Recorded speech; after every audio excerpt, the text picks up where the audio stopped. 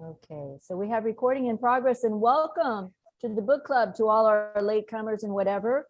It's the end of the summer time here. We're in the middle of the Toastmaster conference. Have any of you watched the conference at all? Yes, Mhm. Okay, great. I watched the international speeches this morning, finals, That's right. and was disappointed that Arrow Leandre didn't place because I thought he gave an excellent speech Right. from District 47. He was a representative from District 47. Right, exactly. I saw that in the Facebook comments because I was at a kind of a memorial today in another group that I'm in. So let's begin. We have, welcome Joe, welcome Elena. And whose iPhone? Is that your iPhone, Joe? Huh? Is that your iPhone? Where? No. No. Joe's here. Mary Ellen, my friend, I just called her. She's going to log in through her cell phone. It's Arlene Prehome. Okay, great. And Dove is connecting through his phone as well. So that's great. He's monitoring the conversation because his connection isn't that good. So let's just talk a little bit about this book, Think and Grow Rich, which is our, we have it on our classic August. And in August, we have a classic book that's been around and has the test of time. But I want to introduce our moderator because our moderator is going to take us through this book and keep the conversation going. And this month, it just happens to be Garfield Pitter. Now, Garfield is and was born on the island of Jamaica in the West Indies. He migrated to the United States in his late teens, and he has spent the last 20 years as a salesman, a sales manager, and an educator. Garfield's passion is studying and understanding sales psychology, and his philosophy to life is for things to change, he has to change. So let's all welcome Garfield Pitter, our moderator of this evening's discussion on Think and Grow Rich. Garfield. Thank you so much, Mary. Is everybody hearing me? Mm-hmm. Yeah. Mm-hmm. Okay, Perfectly. thank you so much for allowing me to host this evening. I'm sorry about being late. Technology just have a way of not working when you need it to work. But let me just say thank you for letting me host this book club. This is a very interesting book.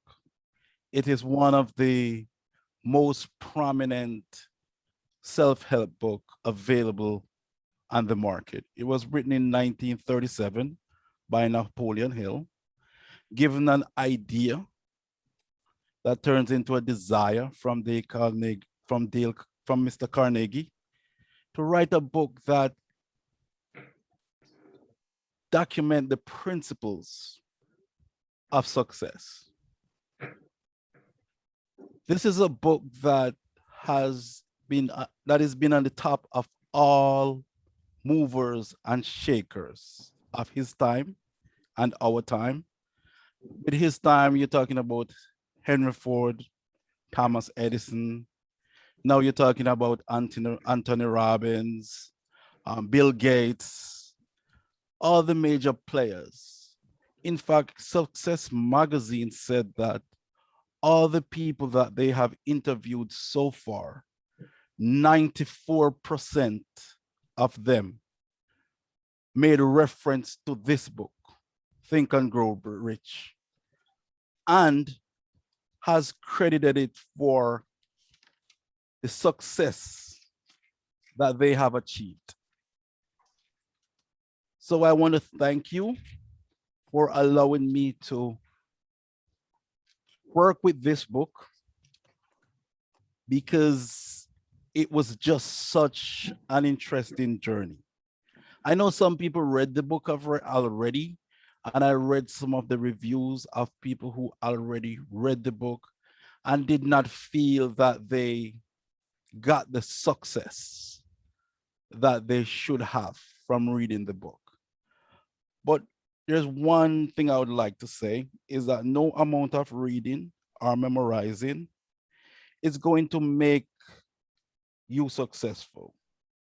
It is understanding and the application of the principles of the book that is truly going to change your life.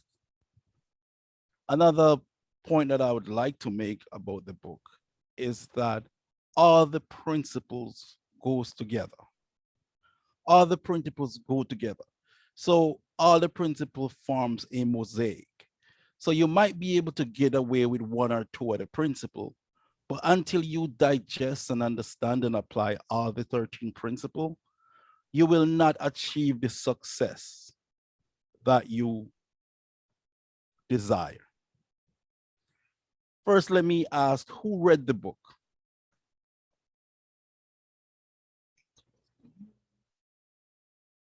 I read half of it. Half of it. Who read the book for the second time?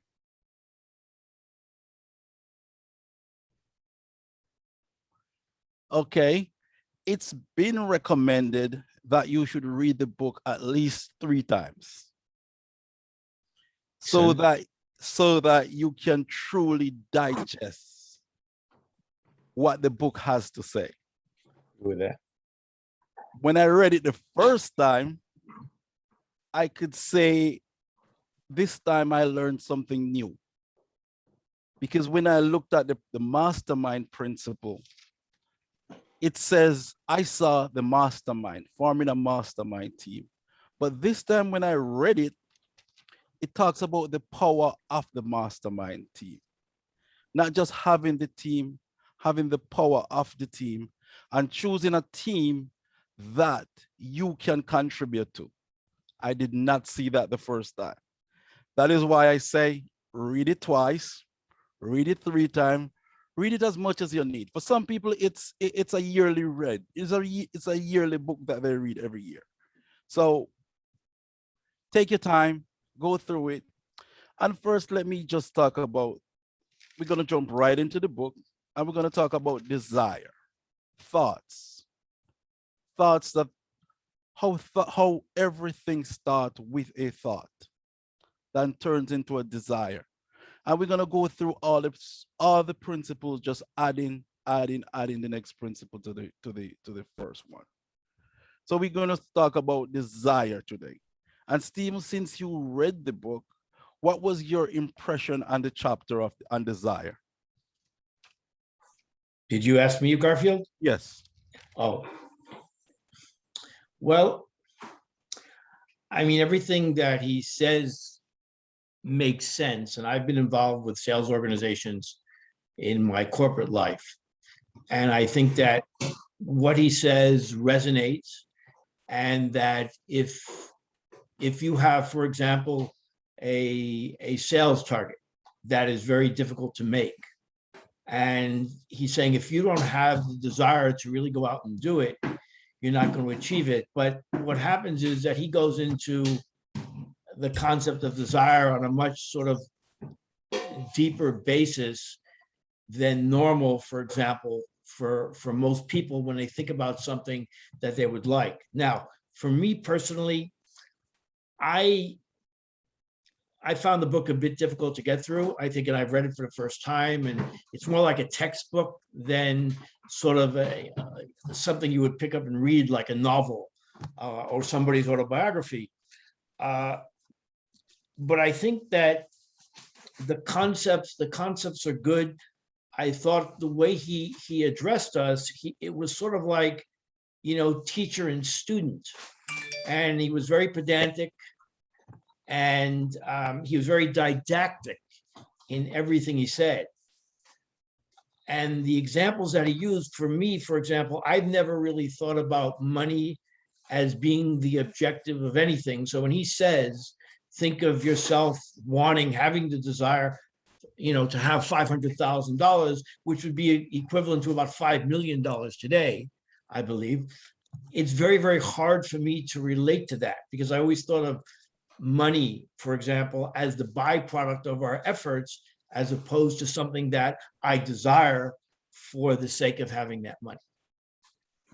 That's a very interesting thought, Stephen. But from reading the book and going and listening to some of the audio, money was used as a concept. It's money, but what he's talking about is whatever you want to achieve, whatever your desire is, the start of it is desire. Mhm. So it's not just about money. So if your desire is to live on a tropical island, then it starts with the thought of just living on a tropical and having the desire to go there. The principle works with whatever whatever you try to accomplish.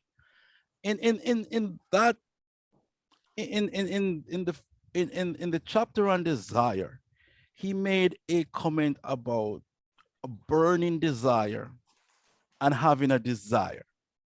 And I thought that was really interesting. Did you see that, Helen? You know, I think I've been interested in self-help psychology for many, many years. Okay. And so I've read Think and Grow Rich many years ago when I was involved in a network marketing company, and we had a large sales organization. My ex-husband rather, was a super duper salesman, and he was able to accomplish that. And I was just somebody who didn't know anything about that. But one thing I realized is that anything that I had ever wanted in life, that I got it. And Napoleon Hill says right at the beginning of the book, you have to know what you want. And a lot of people have no idea what they want. And I think it all begins with that little kernel, because if you don't know what you want, the desire is not going to be there. And I think many people are confused about what they actually want. And I'm confused about it a lot, frankly. I totally agree with you that there is no way to start the ball rolling if you don't know where you want. Because if you don't know where you want, he said that you're just like a ship without a rudder. You just keep going. There is no true direction that you need to get to. And also, when you look at the different principles in the book, you're going to realize how important that first principle is to the rest of the principles in the book. That is why I keep referring to it as a mosaic, that you need to digest all the principles in order to get it to work. But in terms of desire and how desire turns into faith, first you think about it, you want it, and then you have to have the faith that allows you to get it. And he said faith is a state of mind which may be induced or affirmation, may be induced by affirmation or auto-suggestion. Now, the question is, how do you build faith in something that is just an idea? Anybody want to take that one on? Janice?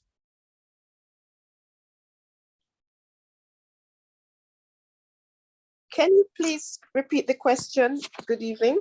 Good evening, Janice. The question is, how do you build faith in yourself and in an idea that you want to accomplish? Okay, thank you for the question. Let me go to how do you build faith in an idea? According to my favorite book, it says faith is the substance of things hoped for, the evidence of things not seen. So first of all, I am going to position in my consciousness what I am hoping for. And I'm going to use a simple example. If I'm hoping to purchase a motor car, let me just use a simple example. In my consciousness, I'm going to focus on that motor vehicle that I want to buy. I want to buy a 2022 Lexus, and I specifically want it to be burgundy. I want it to be a RX 350. So I position that right in my consciousness. And every single moment of every single day, as often as I can possibly think, that is right there in front of me. It is as if I already have it. So my faith tells me that I literally already have it, even though it is not in my hand as yet. So if I keep that in my focus and continue to focus on that motor vehicle, I am moving one step further to pulling it into reality, because my faith tells me that I already have it, even though it's not yet in my reality. The substance of what I hope for, the evidence of what I don't yet see. So I have to hold that in focus. And it's not easy to hold it in focus, because sometimes our subconscious is all over the place. But you have to bring it back. Each time it leaves you, you have to constantly bring it back in focus. And once you practice this, it stays there and it won't leave you until it becomes reality. So that is what I call faith becoming substance. But it doesn't mean that it's going to fall out of the sky.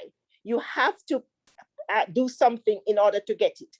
But you have it right there and you believe that it's going to happen. So eventually it does happen. And that is my take on it. Thank you, Janice. And that's really a good point. Napoleon says faith is the head chemist of the mind. That means without faith, the principles won't come together, because you have to give it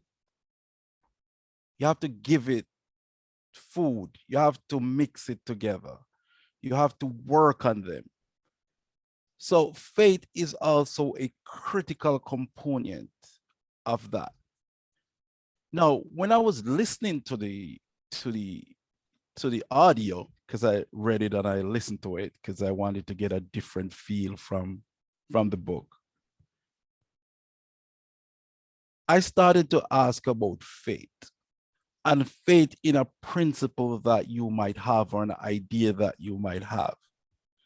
And when I looked it up, I came across another author who talks about borrowing faith, or taking faith from somebody else, taking faith from something like a song. Does anybody think that is possible? Joe. Can you just rephrase the question in one sentence one more time? I'm sorry. Is it possible to borrow faith from somebody else or from something if you don't have it in an idea? And I don't think so. I think faith is derived from confidence in past success. So maybe the word borrow is appropriate. Past success could be from the company's prior successes, or it could also come from my own personal past successes. In the case of my own, I have the success and the belief and therefore the faith in myself. In the case of the company's past successes, yes, I would agree with the use of the word borrow. I'm leveraging the accomplishments of the colleagues and the companies in the past, and believing in that and deriving faith from that. And therefore I can approach the market and clients and say, you should do business with me because of XYZ. And the XYZ can be from something I've accomplished, or it can be from the organization's past accomplishments. So I think borrowing faith is a very necessary thing. But I think we also have to derive faith from our own past accomplishments. Anybody else would like to add to that? Yes, I was wondering if I could add a little bit. Go ahead, Totally Elena. agree with what Joe said. And I'm also thinking, like at first my thought was, no, it cannot be borrowed. You either believe in it or you don't believe in it. But then a couple of times in my life, I experienced extremely charismatic leaders. And their charisma, it's, I don't know, it kind of, some kind of energy that just flows inside of other people and really lifts them up and makes them believe that anything is possible. And if not anything, then a lot of the stuff is possible. So I would say, yes, faith will come from, might come from me myself, or it could come from the company, or it can come from exceptionally charismatic people. I totally agree. Anybody else has anything to share on that? I think if I can add something, I think that I agree that faith can be borrowed or people can be influenced. I mean, the whole concept of coaches nowadays and mentorship.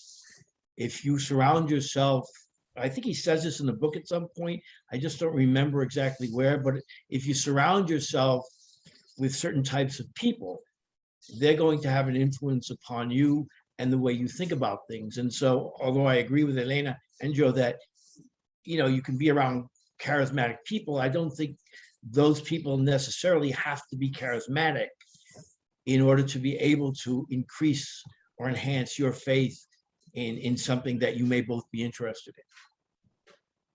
I tend to share that. And when I read it, I have my favorite song that I listen to when I'm out in the blues. You know, I listen to Bob Marley, and that song says, "Baby, don't worry about a thing, because every little thing is gonna be all right." That is my favorite song, and whenever I play it, I'm good to go. It doesn't matter what it is, I am good to go. So I personally think that you can borrow faith. And the reason why I brought this topic up is that I just want to share the idea that even though you might not have it yourself, the principle yourself, you can borrow it. You can get it from somewhere else. The next, go ahead. Can someone explain to me how faith can be borrowed? Because for me, faith is an individual concept where one has to come into that concept for themselves. Because say, for instance, I have something that I need, I have a goal. I have faith that it will, no matter what, no matter what I do, no matter what happens, I still have the faith deep down that this will happen somehow. For me, I think faith is an inspiration from others.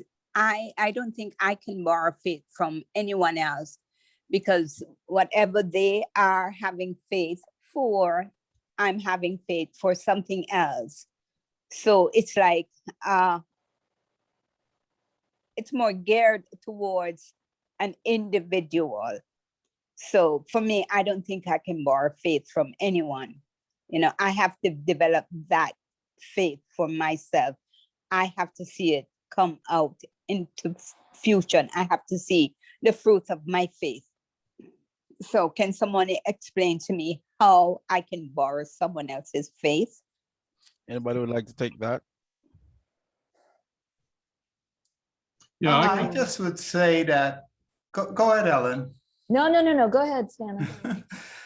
I would just say that, you know, faith, I agree with Maggie when what she says. So Maggie, my attempt is not to explain it, but just so as to agree with what you say, that, you know, when you look at the context of this book, Think and Grow Rich, it was based on conjuring up an idea in your head. He said that everything began with an idea. And in so doing, this idea then grows into one having the faith that they can accomplish whatever they think about.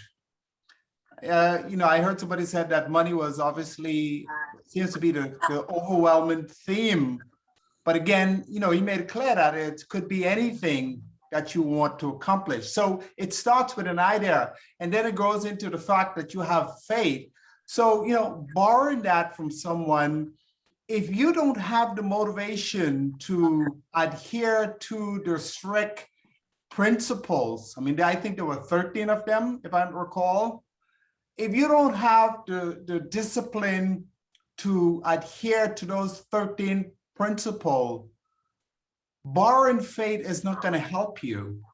You have to be, I mean, in those frame of mind to believe, to act, and to fulfill these things. And it doesn't happen by you just happenstance to believe and associate with other people. I mean, he used the expression in terms of the group of people that you consult with to help you to bring your ideas to fruition and get different perspective.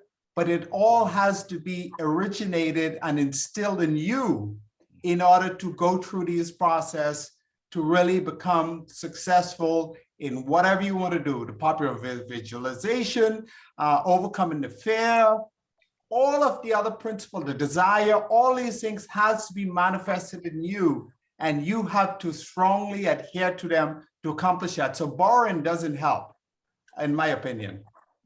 I agree with you, Stanley, because if you can conceive an idea and believe it and achieve it, I can't conceive the same idea. So I would have to use that as an inspiration from you and have my own thoughts and ideas, my own beliefs, my own conception to make it happen. I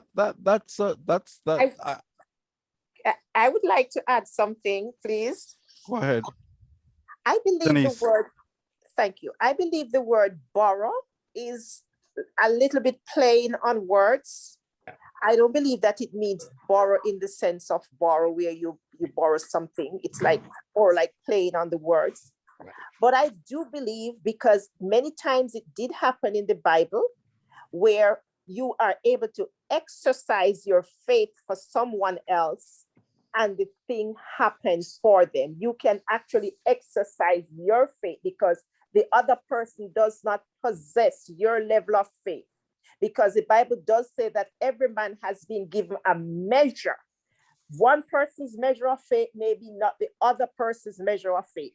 And back in 2 Thessalonians, there's another scripture that says, not every man has faith. So you can exercise your faith. It's just like in healing. Somebody is really very sick and you exercise your faith because you have a higher level of faith than that person and the thing are called for them. So I think word borrowing is more like playing on the words.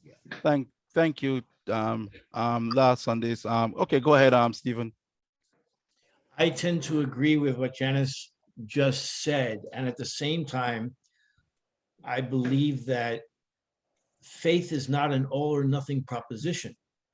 It's not that you have faith or you don't have faith. Faith in this context, in a concept, in an idea that you can believe in, it's about belief. It's about having confidence in a proposition, in an idea, in a project. And if you can surround yourself with people, anybody that gives you a different perspective on the particular project that you are pursuing, then that can enhance your measure of faith in that particular project and your desire to achieve that project. Let me just say one thing on faith and borrowing of faith. I worked with somebody on a project. We started it together. In the middle of the project, I totally lost faith in the project. I swear. I didn't want to do it. I didn't want to get up. I didn't want to do anything with it. But because he believed in it so much and he had so much faith in the project, I went along. And it turned out okay. I went along just on his faith, not on mine.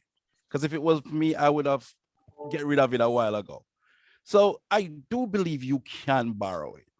You know, I do believe there's times when you have to, because there's times when things are just going to go wrong.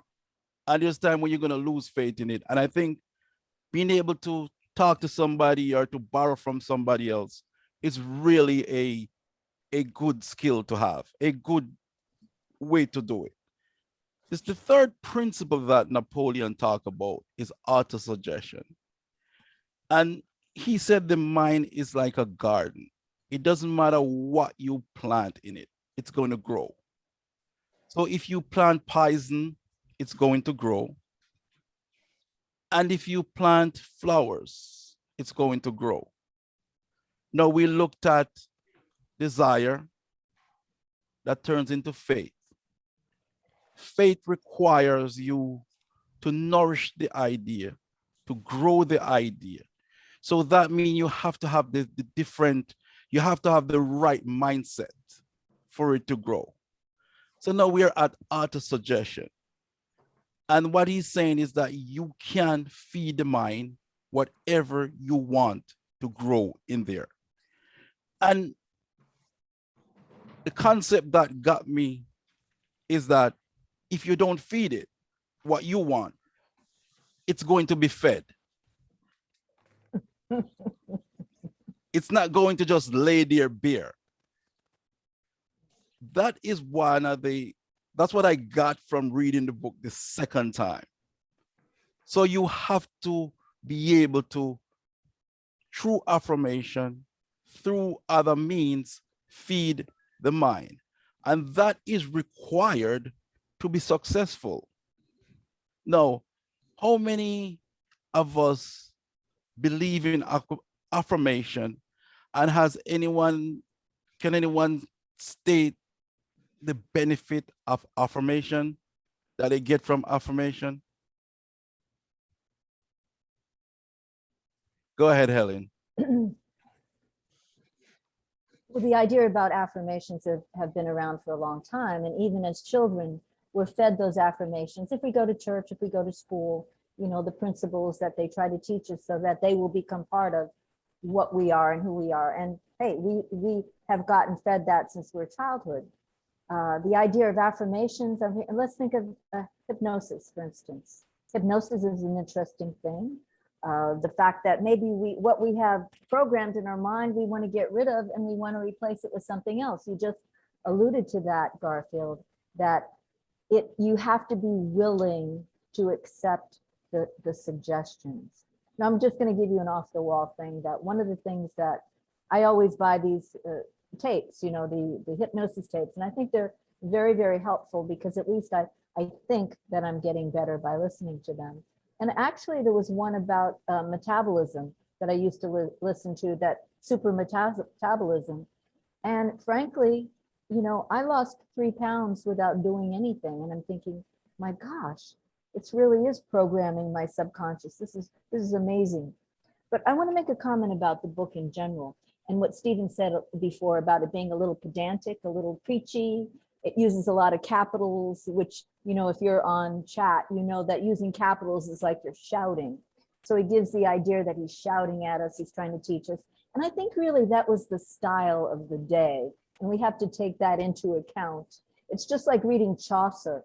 How many of us can actually read Chaucer or Shakespeare without, you know, having a little bit of, you know, background behind it? So I think that was the style of the day. And he brought it out during the Depression. He was a super salesman. Napoleon Hill wanted something to sell, and people needed to have faith, which we talked about before, that their lives could get better. And he sold us the idea of, if you think, you can grow rich, and the principles behind the book. But yes, I strongly believe in auto-suggestion tremendously. And I'll leave the floor to other people to comment. Aurora, did you have a question? I saw your hand up. Oh, I was going to say something. I remember when I was working with teenagers who were at risk of failing academically and in every step of the way. These were children, youngsters who have been incarcerated, they have been in jail, they have back and forth, or they have been in a residential facility from one door to the next door. And I remember when they were released to our site, we had this idea that think positive. This was drilled to the students every day, Monday through Friday. Think positive. And it was given to the students at the very beginning of the day and before they went home. Think positive. And believe me, I saw changes on those students who were always thinking that nothing was going to work for them, that they were not going to be successful, that they were going to fail anyway. These children, we could see the difference because it was given to them, it was fed to them. Think positive, and it made a difference in their lives. That's what I was going to add to this conversation. Thank you. Any other ideas on author suggestion? Yeah, I'd like to comment on just the nature of these types of books. They fall into, I guess, what is categorized as self-improvement books. And I've read a lot of them, and I've benefited from pretty much all of them. You know, I've read The Power of Positive Thinking. I've read a bunch of others, and you always walk away with some, you know, gems that help you get through the day or the year or your career. So you can't help but benefit by just cracking this kind of book and you know, leveraging the you know, the knowledge and wisdom that they share. So that's, you know, that's all I have to say about that. Anybody else on author suggestion? I was wondering, I struggle with affirmations, or I struggled because I tried them, failed, and never tried again. I agree with Mary Helen that a lot of powerful affirmations influenced me when I was a child, when the same thing was said to me many times, and maybe by somebody very close to me, and that became part of me, right? That I got hardwired, in a sense, in my thinking based on those affirmations. But now when I'm an adult, whatever affirmation is saying, I'm questioning it. And I'm questioning its usefulness, and I'm questioning whether it would work. And in the end, it doesn't work, maybe because I don't have faith. Just an observation. That is an interesting thought. Garfield, I think I have something to say about this specific word affirmation. I took a job once, which was 100% commission. And when I joined, they gave me my desk and my chair, and they gave me a telephone, and they said, there's the phone, go bring in business. And one guy, my job was selling money to, you know, lending money to companies to buy commercial real estate. And one day, one of the senior executives in the company walked over to my desk and he said, you know, Joe, in our business, nothing takes place without what you do. So when you look at the phone and you're thinking about how to, you know, interest people in doing business with you, you know, you have the money, you know, he said. And so when you call people, you can, you know, call with total confidence because you have the money. And then for the whole year, whenever I made a sales call, I was thinking, I have the money. That was my affirmation. And you know what? It really worked because I called like crazy and I got a lot of business. And the affirmation, you know, got me into the next year and the next year after that and the next year after that. So there's a good example of how just one affirmation can keep you going for a very long time. I as a salesperson, that is affirmation is really crucial because, you know, you run into a lot of failure as a salesperson. It's really important to keep the mind recharged. And I find that affirmation keeps the mind recharged. Lloyd, you had something to say? No, it was just about affirmation. I was in sales too. And, one of the sayings commonly used in the industry was that affirmation is like taking a bath. You take that bath, you smell good, you use it, but again, it doesn't last. So you got to constantly affirm yourself on a daily basis to what you want to accomplish. So really, in essence, it don't really last. You constantly do it, and then it becomes a part of your life. That's true. But if you take it from the book, thought, desire, faith, affirmation. In desire, he said that you have to know what exactly you want. You got to write it down and you're going to read it every day.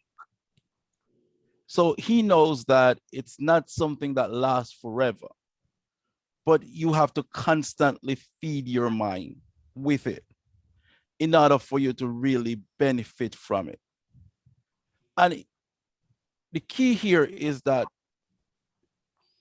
even if it's true or not, your subconscious mind will believe it. So if you tell yourself that you are the greatest salesperson, your subconscious mind is going to believe it. I tell myself every morning that I'm the best trainer around. And my people are going to get it and they're going to produce. They're going to be in the top 20% of the company. I say it every day. I say it so much that my people start to believe it. So it works. And as you said, you just have to continue doing it. The book club. Somebody had their hand up, the book club. Yes, this is Roosevelt. I would like to just add one or two things to what I've heard you said, Garfield, and congratulations to all of you who had already shared your viewpoints on that. Our mind has two main components. We have our memory, which is the past, and we have our future, our imagination, as you will see in this book, which is the future. But the things that we have a tendency to remember is what's wrong with us instead of what's right with us. And sometimes, instead of listening to that little voice telling us all the things that we cannot do, it's a lot better to talk to ourselves, to say the things that faith, that those things that are those thoughts that will be becoming things and reality in our lives. So those affirmations is a way that we talk to ourselves towards our newness, towards who we are called to be. This is a way to empower us against those little lies that we have in ourselves telling us who we are. There is a book, Spiritual Depression, and in that book, the author said, instead of listening to ourselves, let's talk to ourselves in the way we want to be. So that's what I would like to add there. Thank you, Roosevelt. We looked at ideas. We then went to desire, because from the idea, you need to desire the outcome. We looked at faith. That is necessary to keep us going through the process. Then we look at auto-suggestion. Auto-suggestion is important because it helps us to keep faith. It helps us to remember what we are trying to accomplish. It helps us to remember the journey that we are on. It helps us to remember that no matter what, you can become what you want to be. The next principle is general knowledge. At some point in time, specialized knowledge, sorry about that.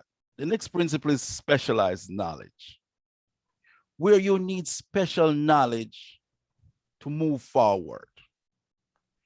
And one of the things that I really take away from the book is that a lot of the people who are very successful has limited schooling in terms of their general education. However, those people possess specific knowledge.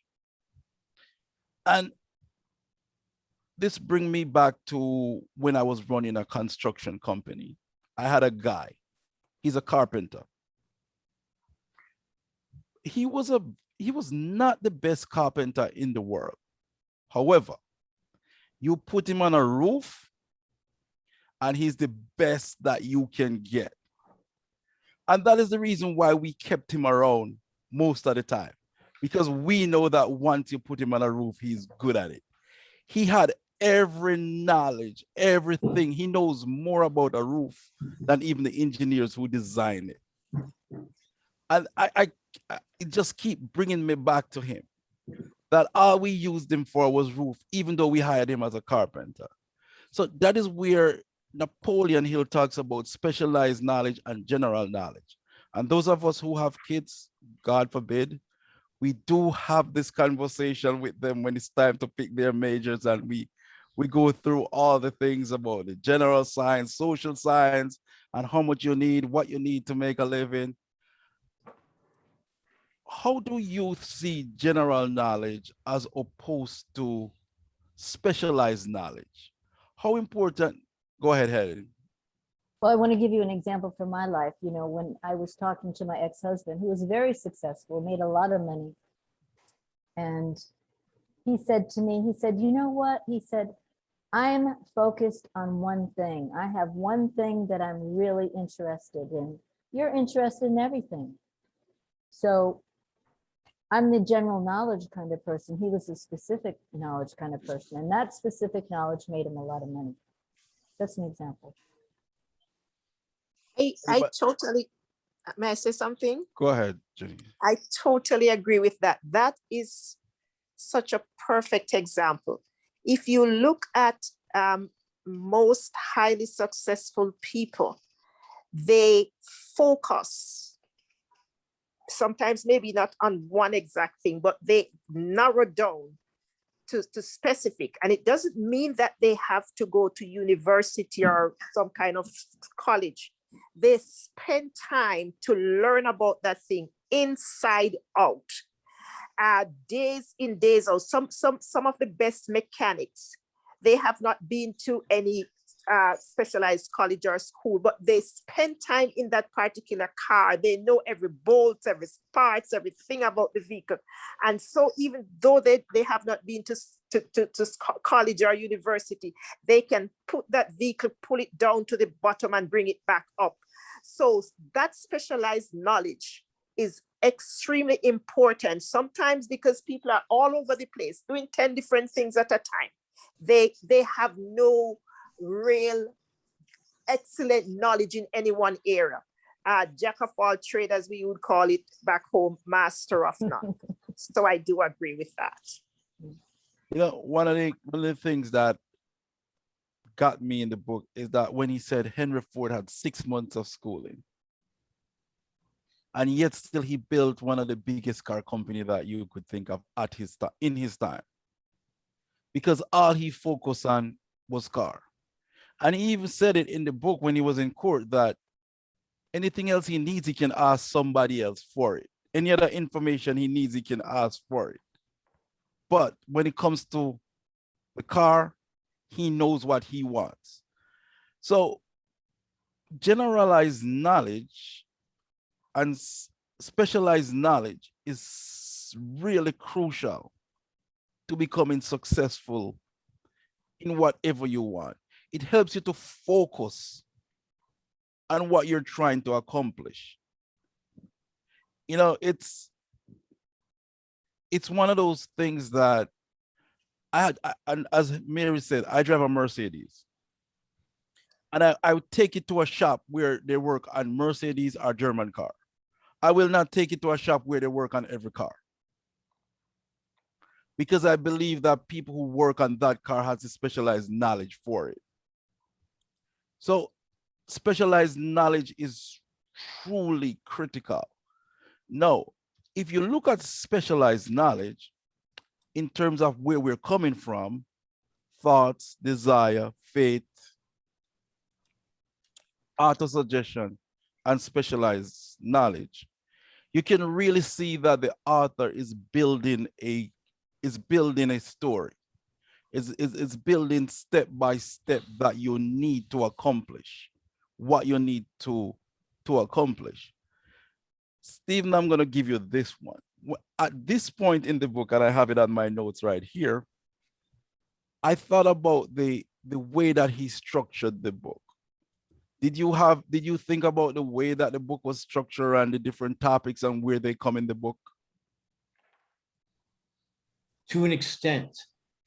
But what I found, and I read the book for the first time, is that the author presented us with so many different lists and types of instruction that it became overwhelming. And although I saw initially, I think there were some, they weren't reviews, but they were almost like testimonials from some of the people he references in the book, and they speak about the 13 concepts and all of that. But I found that without having really used the book almost like as a textbook and just trying to read it almost like it's somebody's autobiography, that it became difficult for me to follow the sequence that he was using to inculcate in us his views and his perspectives.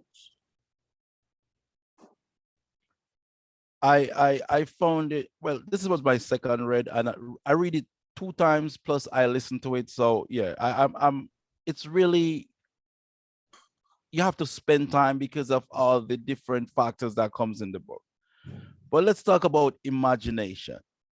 And I love this principle because I've used this principle so much in whatever I do.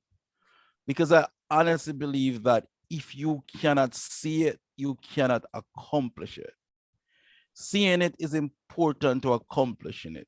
And when you see it, you pass it over to the subconscious mind for it to work out the details on how it should happen. I seen this so many times when I look at things, what I want to do, it just happens. Now he talks about synthetic imagination and creative imagination. When I read the first time I saw it, I passed over it. I didn't pay any attention to it. But this time I started thinking about it.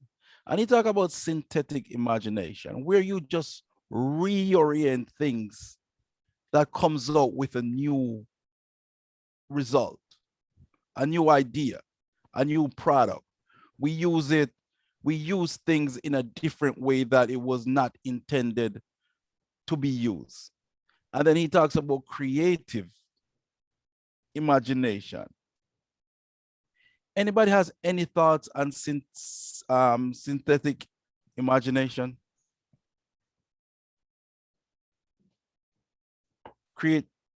Creative imagination?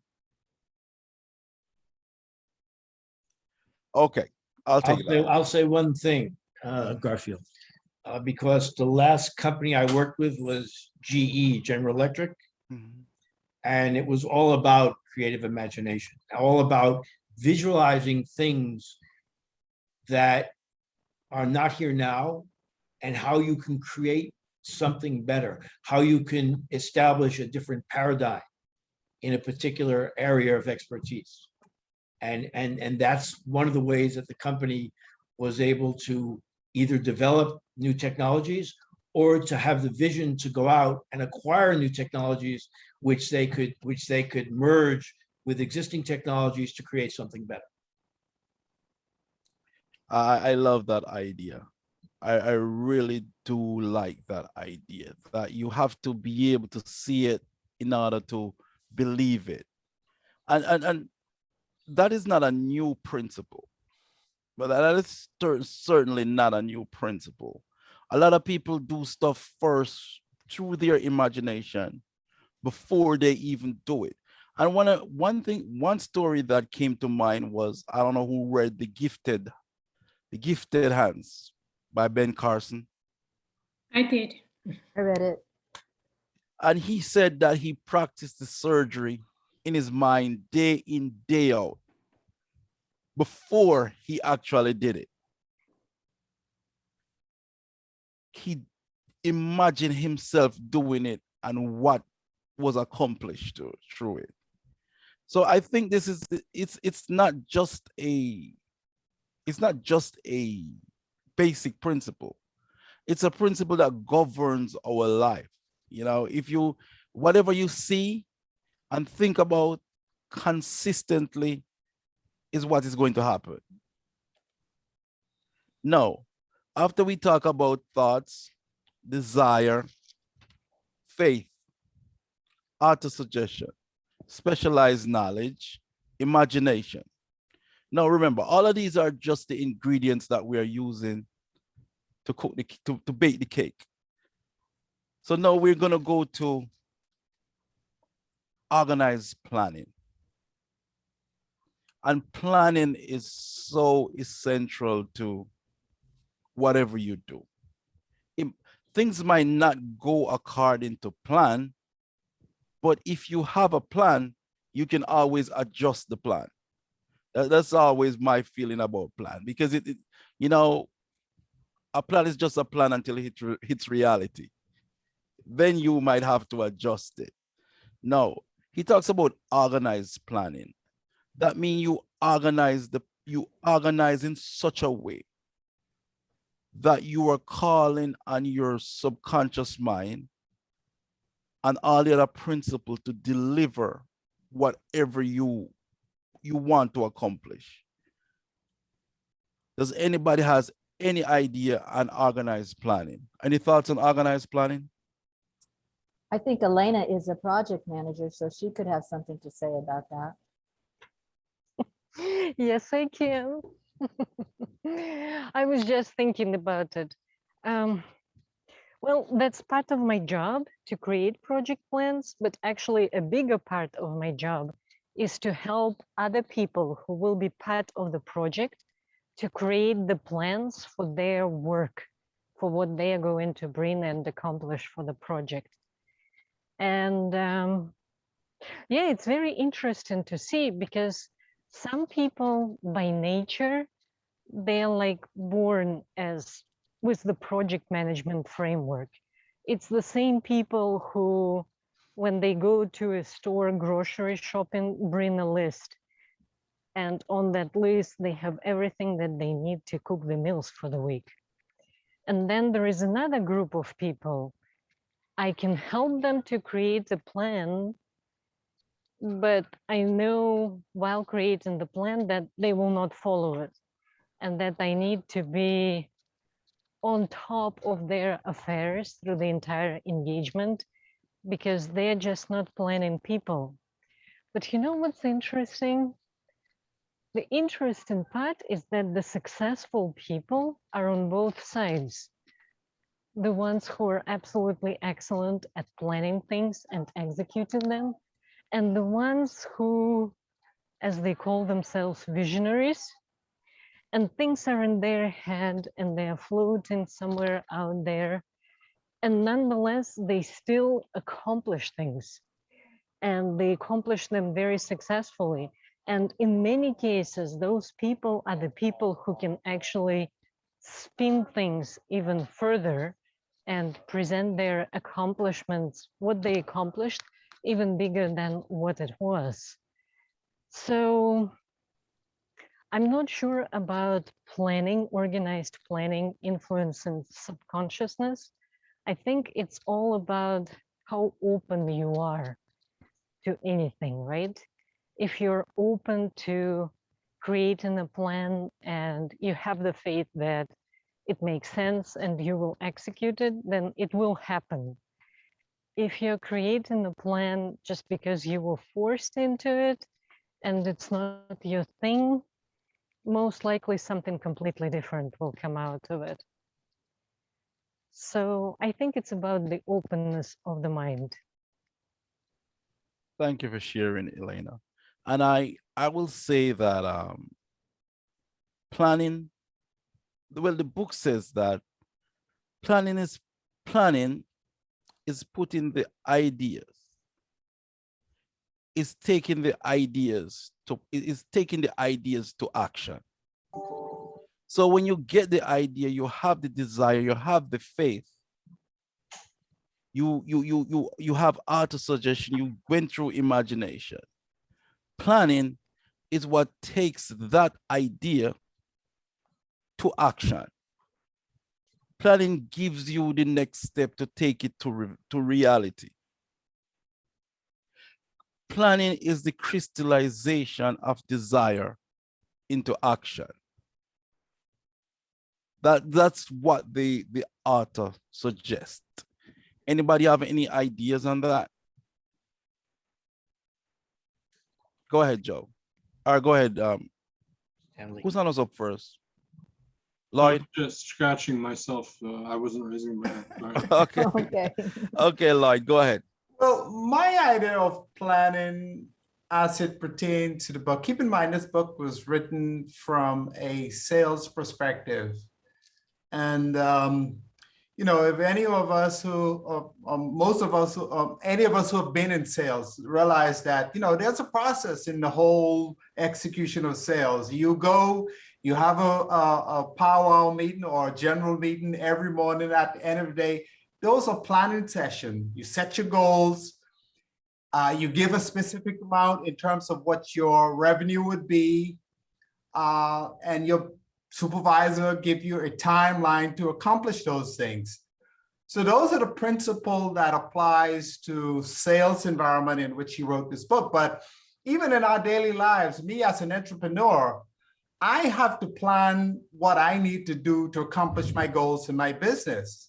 And I guess it comes down to also sales in terms of setting the goal or the revenue that I want to accomplish. I have to strategize how I'm going to get there, the method in terms of how to accomplish that. And at the end of the month, I then have to, you know, sit down with my team and realize that, you know, did I meet my goals? Where did I fall short? So I have to then plan for the next month. So plan it, and it also applies to our lives. Setting goals for ourselves in terms of accomplishing things. We have to have a roadmap in how to get from point A to point B in whatever we choose to do, whether it's money, whether it's marriage, religion, whatever. It requires planning. You cannot accomplish it without plan and organized planning. Yes, he said it's a crystallization of desires into action. So even though you desire something, if you don't plan for it, put it into action, it's not going to happen. Or Garfield, I would like to add something. I'm sorry to interrupt. Go ahead. I heard a couple of us mentioning sales. I'm a salesperson. The way I understand it, we are all in sales. Some are selling things, but if you get married, you're in sales because you have to sell an idea that you're the best person for this person, and you need to have a plan. First, you have a desire, and you have a plan of action. And if you have a family, you are in sales. You need to sell the best idea for your family to become the way you want them to be.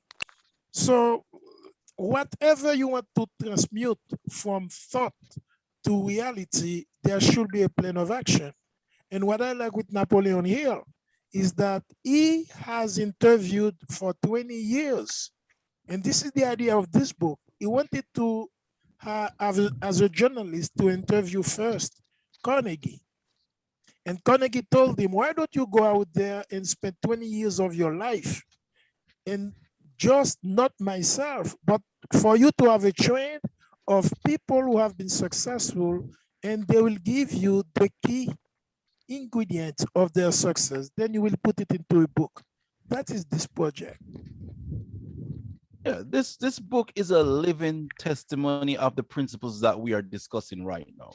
You can see the principles working through the book in order for him to accomplish it. The next principle that he talks about is decision. And one of the idea is that decision should be made quickly and change slowly. No, I'm the opposite of that. I made them slow and changed them quickly. And that has caused me a lot of pain in the past because I've made decisions that I should have made quicker, execute better. What do you think about this principle of making decisions quickly and changing them slowly? Janet? Elena? Who would like to respond to No, I that? will start with I that. can, I think that will start again. This is Roosevelt. This is the relationship you have with yourself. You trust yourself, and sometimes you come with an idea, and this is your best idea. So if you feel into yourself that you have something, you have to take a decision. And usually the thing that I've seen is that if you are playing football, if you do anything, the best idea is the one that comes in your mind right now. And when you take the idea of taking decision, the more decisions you take, the better you become at taking decisions. And if something goes wrong, you just move on, but at least you decide.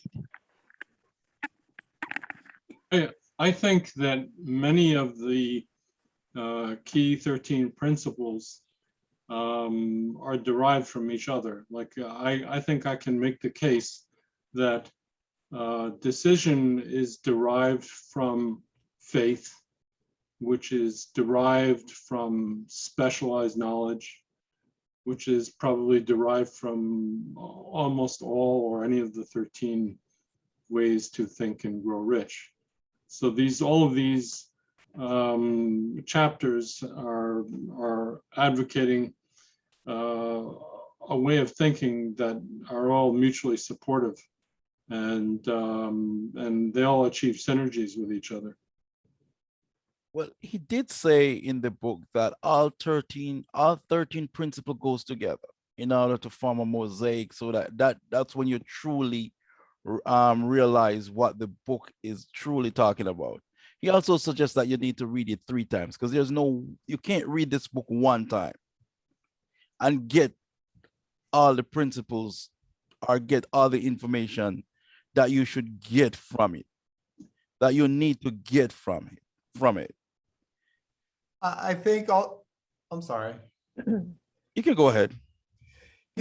As relates to the decision, in terms of his philosophy back in 1937, probably would have to be reconsidered in 2021, particularly in the age of analytics, where you can easily determine whether or not a decision that has been made, whether it's not working.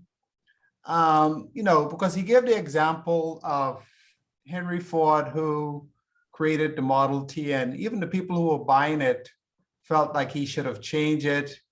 But for whatever reason, he held on to it. And of course, he was successful in doing so. One, I look at it, the competition wasn't as great as it was back then as it is now. If you hold on to a decision, again, referring to analytics, and your competition will eat you alive if it's not working. You have to be able to adjust and make that change on a fly. And I'm using this relate to in the line of my business. I do analytics for social media. Every month we put out social media work. We get analytics back from Google, and if it's not working, we have to adjust it on the fly in order to accomplish the goal that we want to accomplish. So yeah, that principle may have worked in 1937, but today's date, I think the decision process, you have to be a little bit more agile in order to survive. that's an interesting point. That's a very interesting point, which makes total sense in terms of business. Absolutely, and probably life as well. I just think that the decision process depends on the personality type as well. And I'll give an example myself. It takes me a very long time to make a decision. But on the upside is that once I make the decision and I execute it, I'm very comfortable with the outcome because I feel like I took everything into consideration. Research, my experience of subject matter experts, and it could be with such small things as buying a kettle. My kettle, for some reason, stopped working and I had to buy a new one. Yeah, I spent 3 days researching it once I bought it and I started using it. I'm like, okay, it has everything that I could think of that I needed, and then a little bit more that I never knew I needed. And it's perfect. And it is in the price range that I want, right? So it's with small things and it's with bigger things like refinancing or what certification to pursue in my work. So at the same time, I have a friend of a friend. She's very successful. When she makes decisions, it's always on the spot. It's instant, it's quick. And she is comfortable with the outcome of her decisions. So I don't know. I think it's like how many personalities, that's the number of decision-making processes. Of course, they could be summarized and categorized, but everybody has their reasoning for it, right? As long as people are comfortable with the outcome, I don't think it matters how they get there. Stephen, then Mary. Yeah, I look at decision in terms of two variables. One is there's, like Stanley said, analytics, which is really sort of cerebral. And the other is what your gut feeling tells you, your instincts. And so, for example, if you have a job, like some of the jobs that I've had, you're dealing with a lot of different markets at the same time. You're dealing with a lot of different professional disciplines. On top of that, you don't have time to analyze each and everything. You have to make a decision based on your reading of the situation, which is dependent upon how you think about it sort of instinctively. And then you have to live with the outcome. But I just think that those two variables are what drive decisions. Mary. Well, first of all, I made a decision many years ago to find friends like Elena. So whenever I was shopping for anything, they'd already done all the research. And all I had to do was call them up and say, what do you think? And I knew they had already done the research and they had the best choice available. The other thing is that my decisions are usually based on intuition and, as Stephen said, instinct. And you have to know who you are and what you're comfortable with. And you know, you have to, if you're an instinctive or an intuitive person, that's the best mode for you to go by, for me anyway. Because Garfield, people frequently I've seen where somebody has to make an important decision and they do all the pros and all the cons. They list them all once, twice, 3 times. And in the end, it really comes down to what your gut instinct is about a particular opportunity or situation. Idea in this book is that ideas are timestamp. I mean, if you take too long to execute, it goes away. And that's for me, that's one of the issue with me. If I don't execute right away, or if I don't do something about it within 1 or 2 days, it falls behind. I think that that's what he was talking about, in that if you don't execute, the good idea might just leave. It's like, you know, you get an idea and you don't write it down. And when you write it down, you need to execute on it because it's just going to be an idea that's written down without execution. Because you don't sit and think about an idea if you're not working on it. I think that's what he was referring to. The next principle is persistence. And I personally don't have a handle on that one. I after a couple of roadblocks, I'll be like, I'm done with this. But it is so important. And the times when I'm able to stick with things, they normally work out. And one of the things I find, and the book make reference to that too, is that sometimes the end result might not be what you were thinking it was going to be, but then it comes up with something better than what you think it would be. And the next one is Power of the Mastermind. And mastermind is my favorite things. I like favorite subject of the book because I rely so much on people who have knowledge about situation that I am working with. Whenever I'm at work, I always try to find somebody who is better at it, who has been doing it for a long time, so I can rely on them. But one concept that I read from the book that I totally enjoyed and I didn't think about was that when you have a mastermind, you have to be able to contribute something to the mastermind, or else it won't last.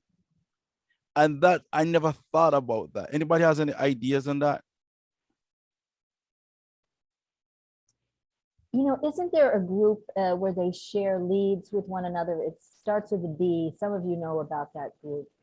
And everyone has to bring leads every week to that particular. Do you know what I'm talking about, Stephen? Yeah, it's B2B. Yeah, it's B2B. They have it. I don't know if that's the name. I know a lot of people. Matt Kinsey, for example, is a member of that, and everybody brings leads and everybody works together in order to support each other's businesses.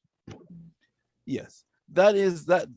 You know, and when the last mastermind I form at work is that I came to the conclusion that I have to be an expert at something. So they have to come to me for something. And that helped me so much because I was so good at getting the new hires to go and to onboard them that everybody come to me for that skill. The rest of the skill I could go to them for.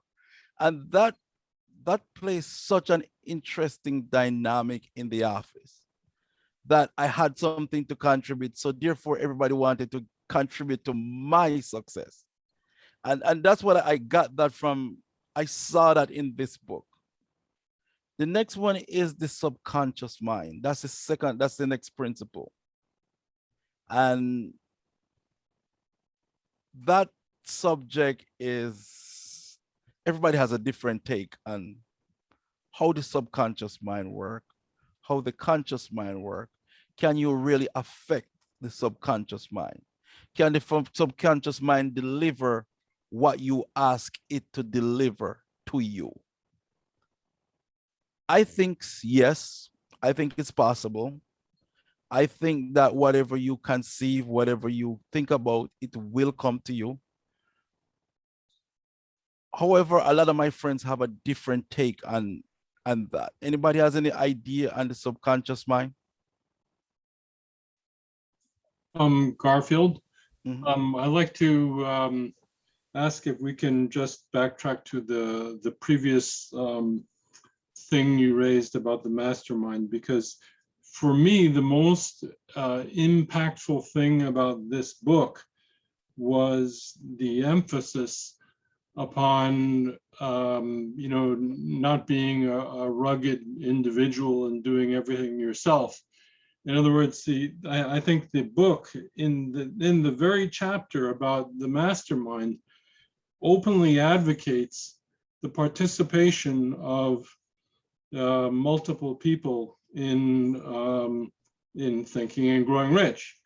And I was looking for the passage that I had read for a couple of minutes here, and I finally found it. If you go to the chapter on the mastermind, on page 252, very interestingly, he says, Mr. Carnegie's mastermind group consisted of a staff of approximately 50 men with whom he surrounded himself for the definite purpose of manufacturing and marketing steel. So here he's openly advocating, like a lot of entrepreneurs think, oh, I'm the guy, I'm the man, I'm the center. If you look at who's the guy, the two guys that flew into space recently, Jeff Bezos and And Elon Musk. Branson, Elon Musk. Branson. yeah, the Branson. Virgin Atlantic. Oh, you know, Branson. Branson. right. these guys stand out in front of their organizations and they give you the impression that they're the rugged individual behind the whole operation.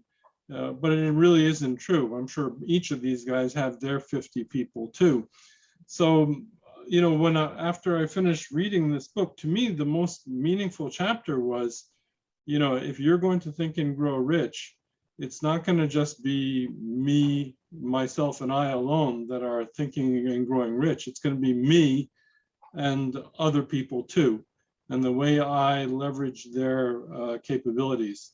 So and I don't know if any of you have seen this. You know, Rich Dad, Poor Dad. It's done by a Japanese American guy. Koseki. Kiyosaki. He says the exact same thing in his materials, and I'm sure that he got it from this book. You know, so to me, the most impressive thing about this book or the most valuable thing that I took away from it was, it isn't going to be me, myself, and I.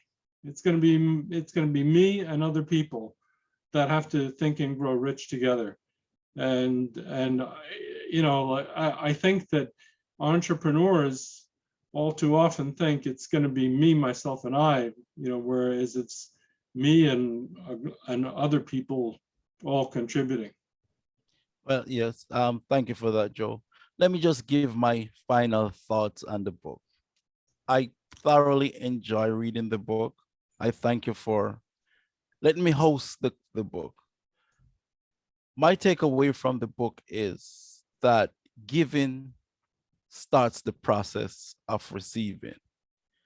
And in terms of giving of yourself, giving of getting an idea, giving yourself to the idea, giving yourself to work out the idea, then you'll start receiving stuff from it. And I receive a lot of different ideas from this book. I also enjoy the power of the mastermind because I never understood the real principle of the mastermind, even though I've used it before. Like Joe, I really enjoyed that principle. But overall, I think the book is a really interesting book. You can get whatever you desire by using the principles of this book. And with that, I'm going to turn it over to Mary so that she can conclude the meeting. And if there's anyone else that'd like to make a comment, a general comment about the book, well, we can. Would anyone like to make a general comment? I would like. Go ahead. Please go ahead. Go ahead, Elena. I just have a comment that I really appreciate that this club was organized, because I might enjoy some books and I might enjoy much less or not understand other books, but it does give me an opportunity to see and discover new things, and maybe to look at the old things with new eyes and the new things with old eyes and recognize it. So thank you very much. Stephen? Yeah, no, I just would like to congratulate Garfield on an excellent job of leading the discussion. I think you really took the time to learn as much as you could about the book. When I led the last discussion, I also listened to the audiobook in addition to reading it, and it really made a big difference. And I think that if I were to attend another discussion on this book, I think I would listen to the audiobook and try to get a better handle on it. Jeanette? Yes, I thank everybody for all the comments, and I especially. know, I have those moments too. Yeah, yes, for all the comments, and also especially for the Garfield, for everything that you present. I was introduced to this book through Stanley Lloyd, because he presented a table topic last week in the Gelfand meeting with the word of the items of the book. I have not read the book yet, but this kind of meeting and everything that I had, the opinion that I saw here, it's excited me to have the book immediately and read the book. Not you only once, but 2 or 3. No, Garfield? Thank you. Obrigada, Janete. De nada. And come back to the group as well. Okay, thank you. Let's see, do any of our people that haven't contributed have anything that they'd say about the book? We have some listeners here tonight, but we're not going to put them on the spot. So we're going to go on. Yes, and I do want to congratulate Garfield. You did a great job. You showed you prepared the conversation, and you know, as you said to me, we were talking on the phone prior to this, we can only scratch the surface on Think and Grow Rich, you know, because it has almost too much information and material that you could deal with. And it really inspires me to read it again or to read parts of it again. Bob Proctor is a famous motivator, said, you know, every time you read the book, you bring a different person to the book and you're able to see something a little bit different. And I think this is true based on our maturation level and our openness to life and that. And I also like your comment, Stephen, about listening to the book, because a lot of people don't have time to sit and read anymore, but as they're going to work or maybe traveling or just exercising, you can listen and it brings another dynamic into the book. And next month's book, incidentally, we're going to welcome back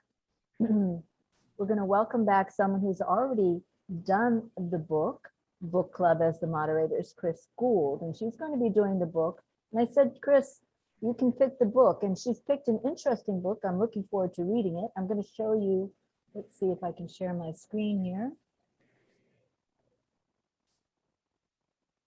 Okay, the name of the book is, can you all see that, or have I been able to share it? No. No? No, Okay, well, not yet. not yet. Okay, then I have to go back, obviously. I didn't do a good job in sharing the screen. There we go. Okay, that is the name of the book. It is The Matthews Men.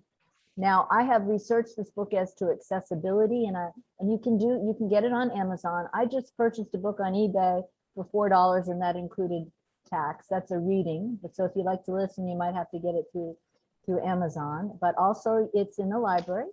So those are ways you can actually get the book. I'm going to give you a little summary of what the book is about. It says here, it's vividly drawn and emotionally gripping. The Matthews Men shines a light on the mostly forgotten but astonishing role the U.S. Merchant Marine played in winning World War II. It brings it back to life, a breed of men who repeatedly risk all for their country. It chronicles the sagas of families that stoically endured heart-rending losses. It honors a community that pulled together to support its sons as they set out again and again on deadly seas. And it reminds us how much we owe to the legions of ordinary Americans who quite literally saved the civilized world in the 1940s. So according to Chris Gould, this is a really, really great book. Very interesting. She listened to it on tape, and she's looking forward to sharing it with you all next month at the book club. And if any of you are history buffs, like I said, I'm really excited to read this book, because she said it was not only a history book, it was also an exciting listen or read for all of us. So that's our next book for the month. You can get it. I hope to see you all back here after you've read it. And this concludes our book club for the month. Any last comments before we leave? Okay. And I welcome all of you I've never seen here before, but we welcome you back to come again. Goodbye now. Thank you. Thank you. Bye. Have a good weekend, everyone. Take care. Have a good night.